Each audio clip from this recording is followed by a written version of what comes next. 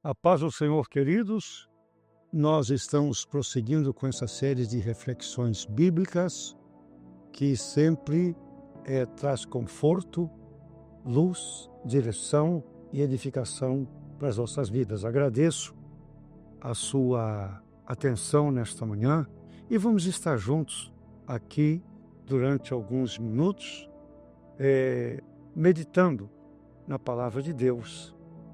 Desta feita, eu gostaria de fundamentar a nossa reflexão em um grande acontecimento na vida de um general sírio chamado Naamã.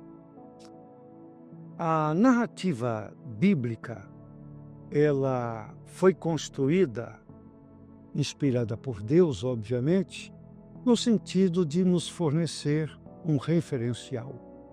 Então, toda vez que nós paramos para meditar e considerar os registros bíblicos, nós estamos nos voltando para um referencial seguro, né?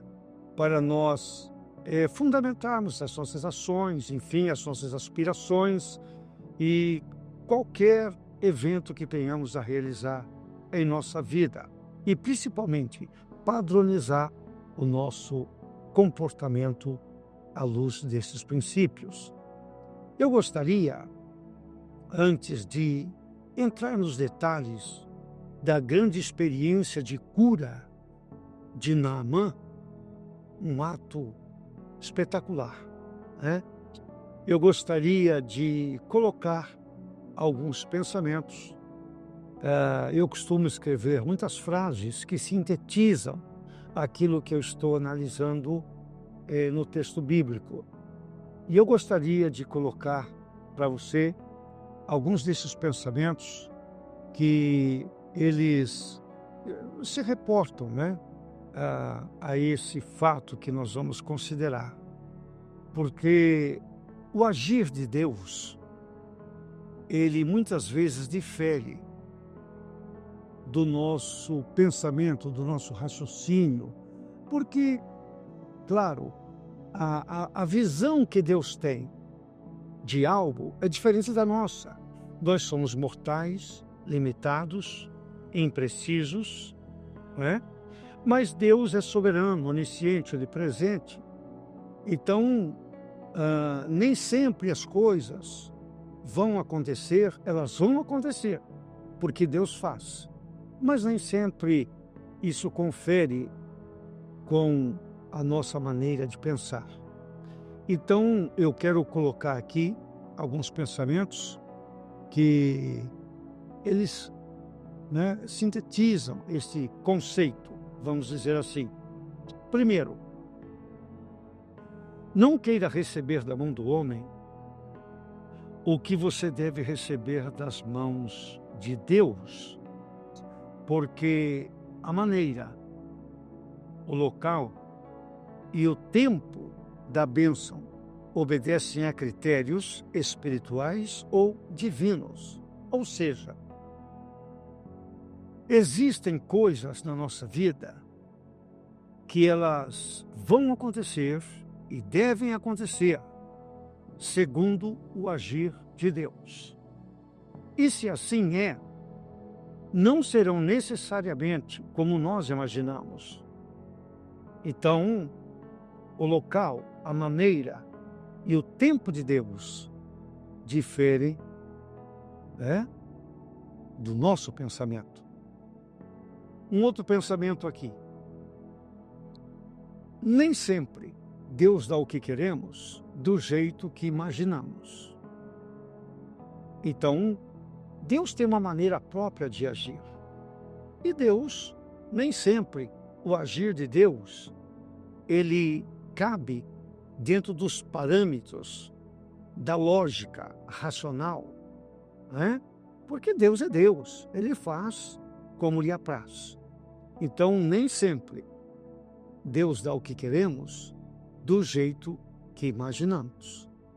E Último pensamento aqui, para não ficar muito extensivo aqui. Deus pode não nos atender com elegância, mas sempre nos atende com eficiência. Então, o objetivo de Deus, quando Ele intervém a nosso favor, não é a elegância, é a eficiência. Nós temos que ter consciência disso. Muito bem, posto isso, eu quero ler aqui no segundo livro de Reis, capítulo 5, o texto que registra a cura de Naamã. Naamã era um comandante, um general, né? Sírio, e de muito respeito. Ele realmente um grande general. Na sociedade, ele era um expoente. Mas ele tinha um grave problema, que era uma enfermidade, né?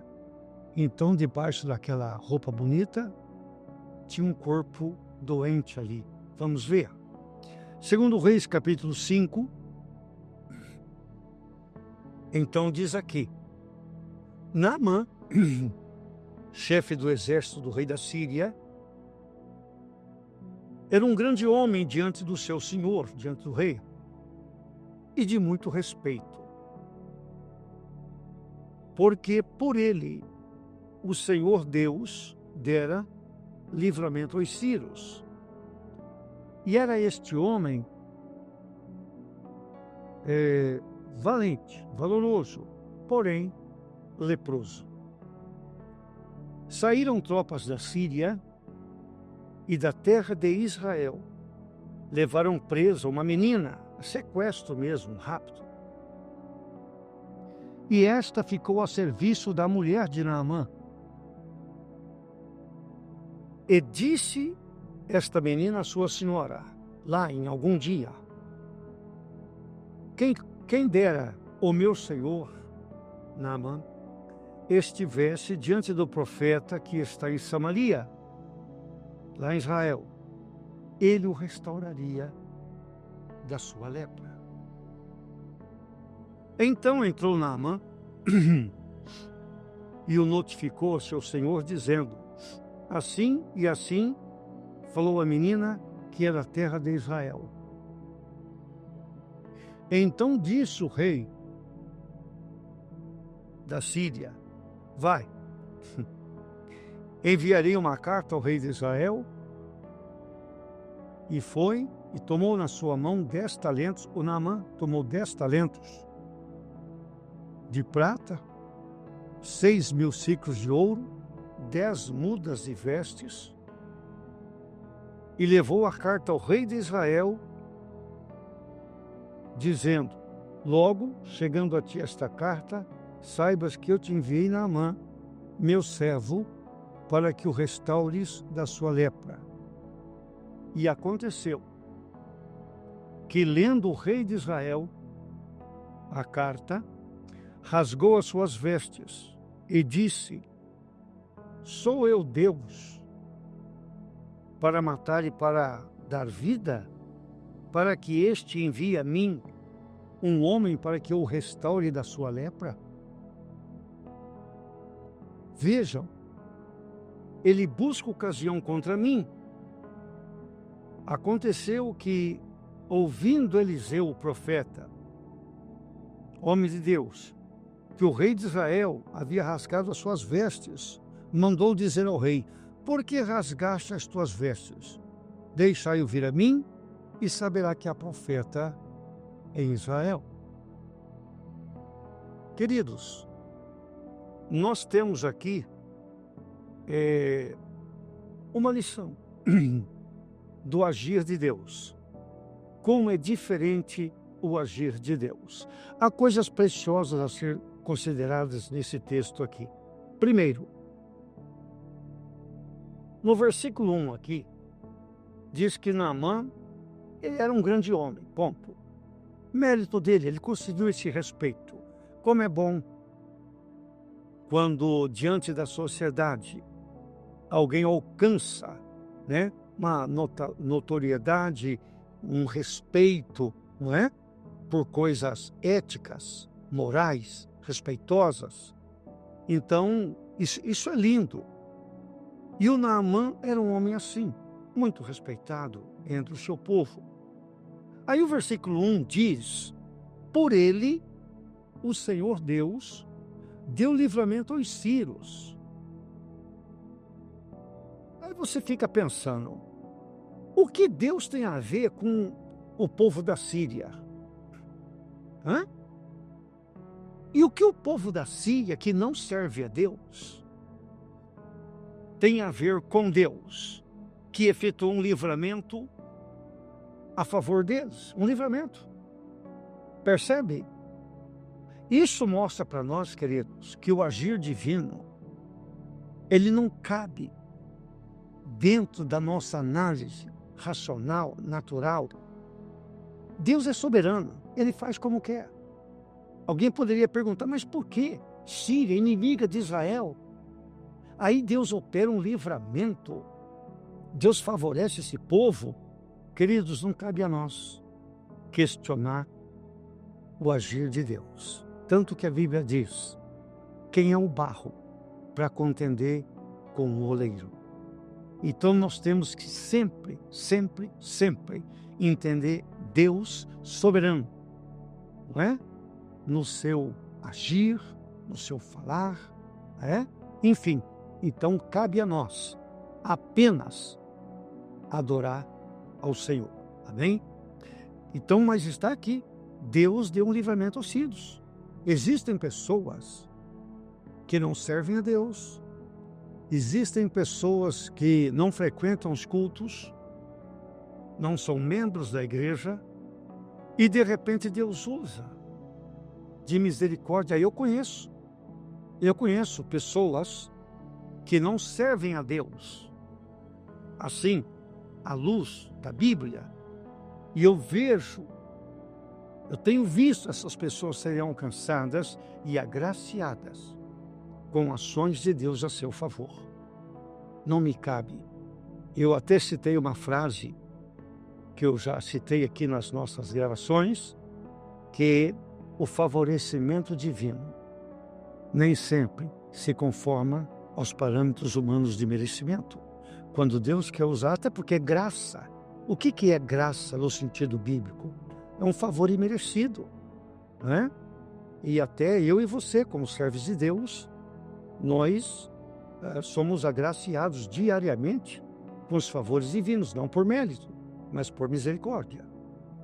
Bom, aqui diz então que Naamã era um grande homem, comandante, e a Bíblia diz também aqui, no versículo 2, que saíram tropas da Síria da terra de Israel, ou seja, atacaram Israel, invadiram o território de Israel, e quando se retiraram, raptaram uma menina. Vamos pensar em uma menina de uns 14 anos aí, no máximo. Raptaram e levaram a menina embora. Dá para você imaginar o trauma emocional, psicológico, na vida de uma pessoa que foi arrancada da sua casa, da sua família, levada para uma terra de idioma diferente, costume diferente. Meu Deus, essa menina sofreu algo terrível aqui e levaram mesmo. E chegando lá na Síria, o que vamos fazer com essa menina? Deixaram como uma doméstica na casa do Naamã. Então essa menina ficou lá para atender a esposa de Naamã. Ficou lá uma serviçal. E não tem jeito, está longe de casa, está lá. Certamente essa menina chorou muito, não é? A falta do pai e da mãe. Mas de repente, o texto nos diz aqui que essa menina procura a esposa de Naamã, a sua senhora, e diz para ela: quem dera o meu senhor Naamã estivesse diante do profeta lá em Samaria, ele o restauraria da sua lepra. Dá para você imaginar isso aqui? Então, se essa menina ela teve essa capacidade de procurar sua senhora, né? Oferecendo um meio para a cura de quem a raptou. Porque as tropas que invadiram Israel e raptaram essa menina estavam ao comando de Naamã. Então nós temos que entender aqui que esta menina está procurando o bem de quem lhe fez mal. E olha, vou te dizer, na sociedade em que vivemos, procurar o bem de quem nos faz mal, olha, é difícil, é difícil. Quando Jesus diz lá para amar os nossos inimigos, só a graça de Deus. Em uma disposição natural, o ser humano não faz isso. É só a graça de Deus mesmo. Queridos, o fato é que a menina, ela se senta lá um dia com a sua senhora, né? Porque a menina é uma escrava lá. E ela faz esta colocação aqui. Oh, quem dera que o meu senhor estivesse lá. Porque essa menina, vivendo ali, ela foi vendo o dia a dia daquela casa. E ela sabia que o Naamã fora de casa era o grande general. Respeitado, aclamado, era um referencial para a sociedade da Síria. Mas dentro de casa, era um homem derrotado. Era um homem que se lamentava. Porque imagina você, Naamã, chega em casa e ele tira toda aquela indumentária, né? Toda aquela vestimenta, né? Que o destacava entre os demais. E quando Naamã, ele descobre a própria pele, ele vê que ele tem feridas abertas, que não cicatrizam, e certamente ele já tinha tentado de tudo. Imagina, Naamã tinha recursos. Certamente ele experimentou muita coisa, porque você, quando quer resolver algo que te angustia, que te aflige, você explora todas as possibilidades. E Naamã certamente já tinha passado por muita coisa.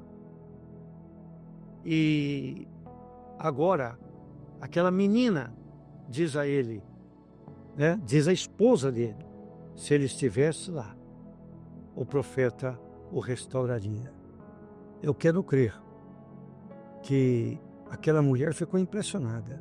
Certamente ela olhou para a menina e disse assim: por que eu deveria acreditar nesse seu relato? Por que você acha que o meu marido, ele deveria estar em Israel e ser curado? Que garantias você me dá?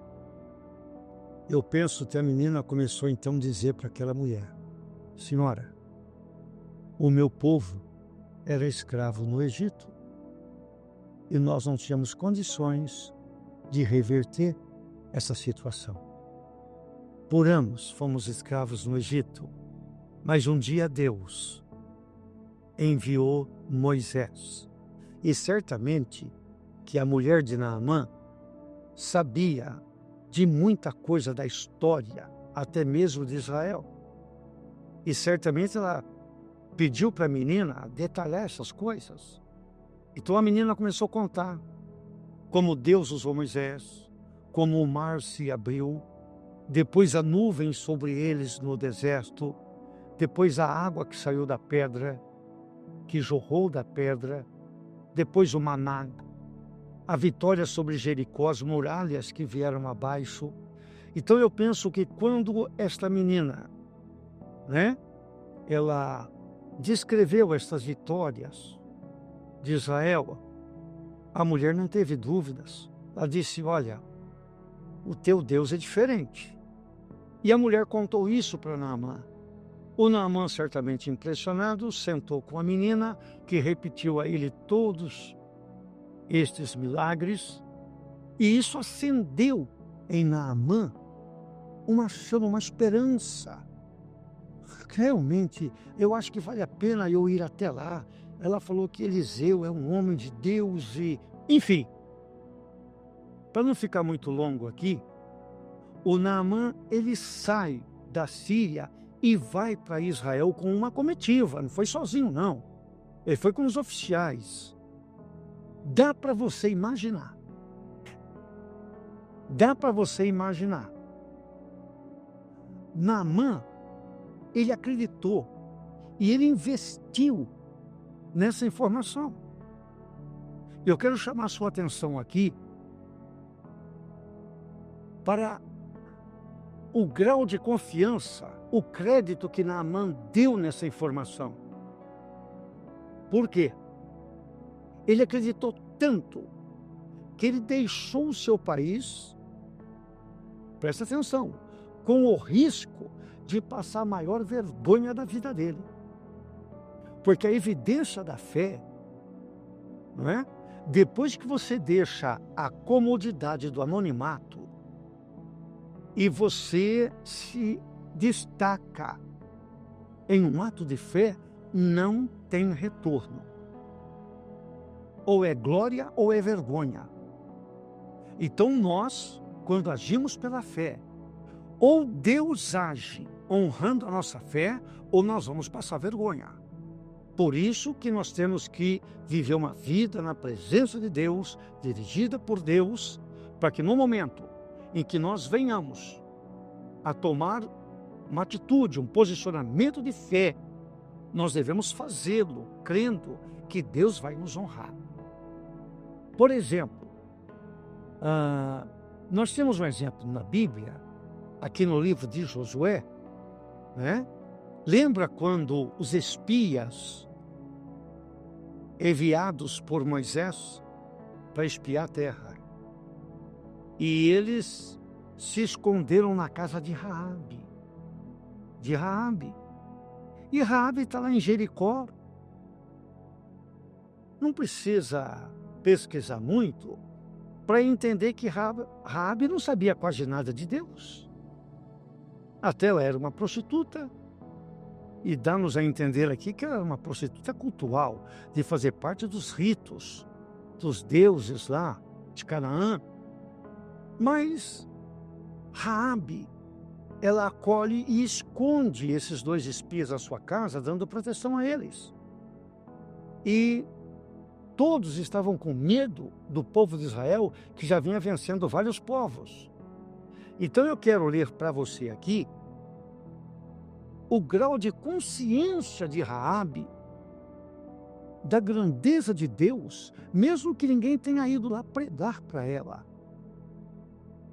Raabe, ela tinha migalhas de informação sobre Deus. Vamos ver? Capítulo 2 de Josué, versículo 9. Olha o que Raabe diz aos espias que estão escondidos na casa dela. Bem sei que o Senhor vos deu esta terra. Olha a consciência de Raabe. E que o pavor de vocês caiu sobre nós. Todos os moradores da terra estão desmaiados diante de Israel. Versículo 11. Ou versículo 10. Temos ouvido que o Senhor secou as águas do Mar Vermelho. É a história que a menina contou para a esposa de Naamã. E depois para o próprio Naamã também. Então Raabe está dizendo aqui, o Senhor secou as águas do Mar Vermelho quando vocês saíram do Egito. E vocês derrotaram várias nações. Versículo 11. Raabe está contando para os espias. Ouvindo isso, desmaiou o nosso coração. E em ninguém há ânimo algum por causa da vossa presença. Porque o Senhor, vosso Deus, é Deus em cima nos céus e embaixo na terra. Não é lindo isso? Não é lindo isso? Ver uma moradora de Jericó que nunca foi evangelizada, só pegou aí algumas informações sobre o que aconteceu, Ela disse: não, se isso é verdade, existe um Deus acima de tudo que eu conheço. Então Raabe, ela absorveu isso e agora ela está dando proteção aos espias porque ela crê nesse Deus também. Então foi assim que Naamã saiu da Síria. Naamã ficou tão impressionado, tão impactado com essas maravilhas operadas por Deus, que ele diz: eu quero entrar na fila, eu quero conhecer isso. E aí eu te pergunto, eu tenho dito em algumas igrejas, onde eu tenho tido a oportunidade de ministrar, eu sempre gosto de dizer para a igreja, para o auditório: o céu manda na terra. Você crê nisso? Você que está me assistindo agora, o quanto você acredita que Deus tem um controle sobre esse mundo? É com isso que eu e você temos que viver. O céu manda na terra. Então, Naamã, quando ele sai da Síria e vai para Israel, essa é a expectativa de Naamã. Falou: não, se existe algo diferente de tudo que eu aprendi em toda a minha vida, se existe um Deus diferente do que a gente adora aqui na Síria, eu quero conhecer esse Deus. Parabéns, Naamã. É isso mesmo. E o Naamã sai. Só que ele sai, ele está certo em crer. Porém, não é no palácio de Israel, em Samaria, que ele vai ser atendido. O rei a quem ele servia falou: Naamã, pode ir, eu te autorizo. E eu vou escrever uma carta aqui para que o rei de Israel te receba e lá você seja restaurado da lepra. O Naamã,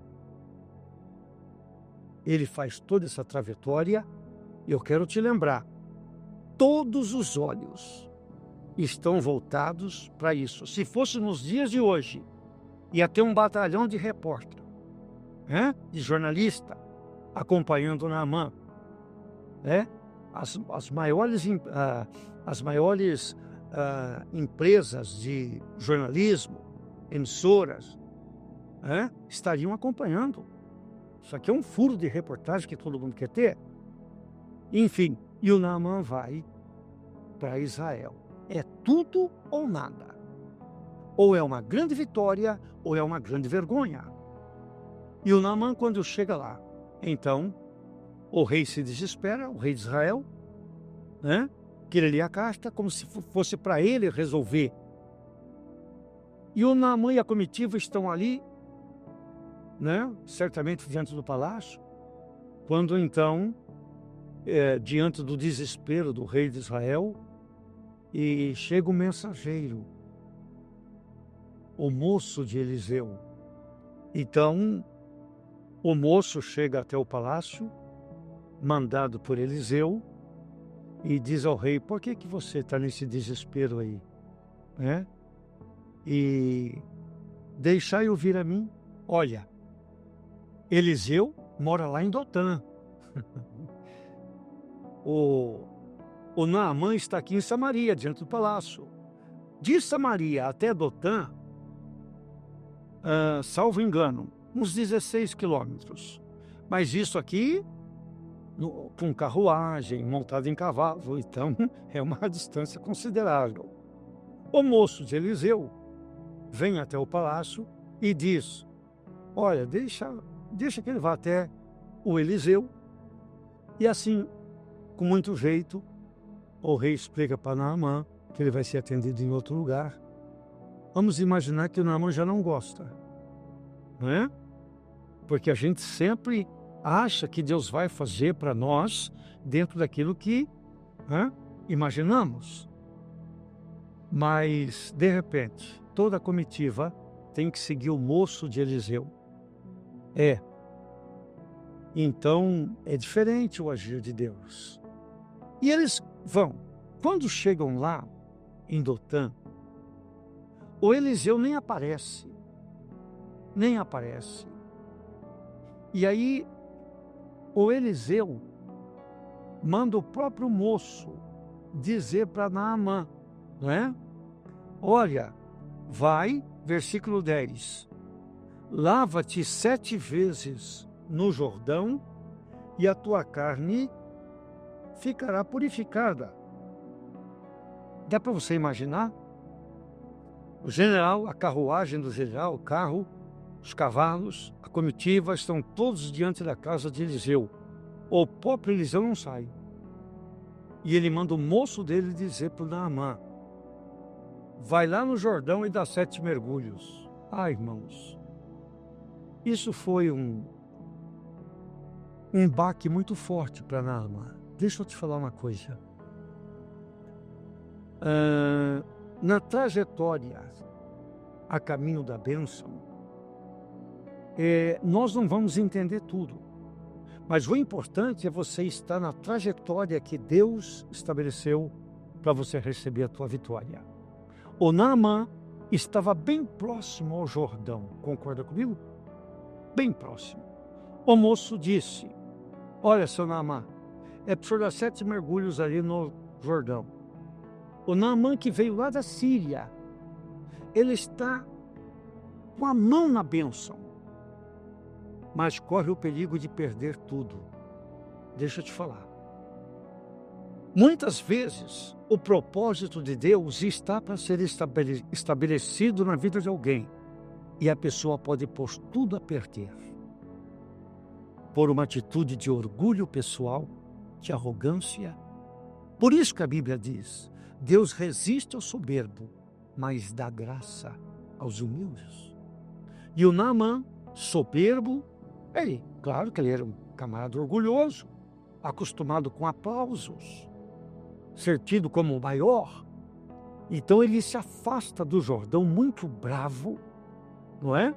A Bíblia diz aqui, versículo 11, do texto que lemos: Naamã, muito se indignado, se foi de volta para a Síria. Ele já está voltando para a Síria, percebeu? Você percebe? Naamã, indignado, chegou tão próximo da solução do seu problema, da bênção, mas está se afastando agora perigosamente. Imagina Naamã retornar para a Síria leproso, sem a bênção, sem a vitória. E nesse momento, então, ele começa a se afastar indignado. Eu, pessoalmente, já fiquei, como dizer, contrariado com Deus, em alguns momentos da minha vida, pela maneira como Deus agiu. Eu não entendia. Então, de momento, eu falei: Senhor, o que é isso? O que o Senhor está fazendo comigo? Mas, passado algum tempo, eu entendi que Deus tinha razão, pedi perdão e agradeci a Deus pela bênção. Então Naamã, ele se afasta agora, indignado, e toda a comitiva está retornando para a Síria. Mas, queridos, graças a Deus que os oficiais que acompanhavam Naamã resolveram falar com ele. Nesse texto aqui, você vê Naamã recebendo 3 mensagens. A primeira mensagem foi da menina: Deus pode te curar. A segunda mensagem foi de Eliseu: mergulha no Jordão e você será curado. E a terceira mensagem e última vem dos seus oficiais, que procuram Naamã. No retorno, eles resolvem falar com ele e dizendo, olha aqui, versículo 13, chegaram-se a ele os seus servos, seus oficiais, e lhe falaram: chefe, se o profeta tivesse pedido alguma coisa difícil, o senhor não faria? Quanto mais mergulhar no Jordão, e o senhor vai ficar purificado. Pense bem, o senhor está voltando para a Síria. O senhor precisa chegar lá curado. O senhor fez todo esse esforço, o senhor não pode jogar isso fora. E conversando ali com Naamã, o versículo 14 diz: então desceu. Ou seja, houve um momento que o Naamã resolveu abrir mão da sua soberba. da sua reclamação, da sua lamúria. E ele parou a carruagem e certamente falou para o carreteiro: volta. E voltou. A Bíblia diz: então desceu. Nós precisamos descer. Em qualquer momento da vida, o agir de Deus só acontece quando nós nos humilhamos, nos quebrantamos. E está escrito aqui no versículo 14: então desceu e mergulhou no Jordão 7 vezes. Queridos, eu penso que os oficiais ali de Naamã disseram: chefe, vamos para o Jordão. Vamos fazer o seguinte: todos nós mergulhamos juntos com o Senhor. Ninguém te conhece, ninguém vai saber quem é o Senhor. Nós temos que sempre encorajar as pessoas a tomarem uma atitude de fé. Então os oficiais disseram: a gente mergulha junto, não tem problema. Estamos juntos nessa. Convenceram Naamã. E o Naamã desceu, graças a Deus, e mergulhou no Jordão. Dá para imaginar a tensão ali na água? 2 mergulhos, 3, 4, 5, 6, falta 1. Acho que os oficiais olharam um para o outro e falaram assim: gente, mas milagre é assim mesmo, é adrenalina pura, né? E acho que os oficiais falaram assim: olharam para Naamã: só falta 1, chefe. E eles mergulharam de novo no Jordão. Eu penso que os oficiais saíram da água, mas o Naamã, ele está com medo até de se levantar, sair da água. Nem acredita. Mas, de repente, ele sai. Quando ele sai da água, ele vê que as feridas desapareceram. Dá para você imaginar a alegria, a farra. Se tornaram meninos. Ali acabou toda aquela formalidade militar, né? Aí era só alegria, só comemoração. E aí então eles retornaram para a casa do profeta e querendo dar todos aqueles presentes para... Mas o Eliseu falou: não, muito obrigado, fica com a bênção. Queridos, o que nós aprendemos aqui é isto, né? É que Deus sempre tem razão. Alguém escreveu: Deus sempre tem as melhores intenções para conosco e nós temos que acreditar nisso. Deus vos abençoe. Como é bom ouvirmos palavras que confortam, estimulam, direcionam a nossa vida, principalmente quando essas estão fundamentadas na palavra de Deus. Eu te convido a se inscrever em nosso canal e também ativar as notificações para que você se intere, né, de todas as mensagens que estamos produzindo, e isto fará toda a diferença em sua vida. Deus te abençoe.